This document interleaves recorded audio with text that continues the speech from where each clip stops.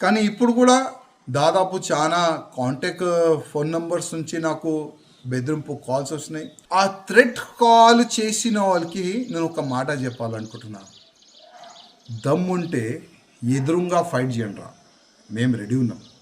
ఇవాళ మా ఫ్యామిలీని ఈడ్చి ధర్మం గురించి సంపనికి రెడీ, సావానికి రెడీ. అట్లాంటి మా ఆలోచన ఉందిరా. మీరు ఫోన్ చేస్తే మేము భయపడి ఇంట్లో దాచుకోవడం అట్లాంటివి మా దగ్గర లేదు.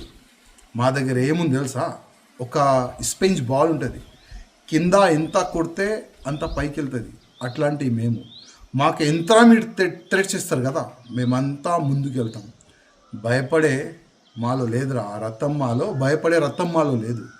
బిడ్డల్లారా, హ్యాండ్ టు హ్యాండ్ ఫైట్ చేయండి, ఫేస్ టు ఫేస్ ఫైట్ చేయండి. మా దమ్మేముంది మేము మీకు చెప్పాం. అసలు ఈ బెదిరింపు ఈ థ్రెట్ కాల్ ఎవరు చేస్తున్నారు ఏంది అదైతే పోలీసు వాళ్ళు ఎంక్వైరీ చేస్తారనే నమ్మకం ఉన్నది. కానీ ముందు ఏమవుతుంది చూద్దాం. నేనైతే ఇవాళ కంప్లైంట్ ఇవ్వాలని అనుకుంటున్నాను.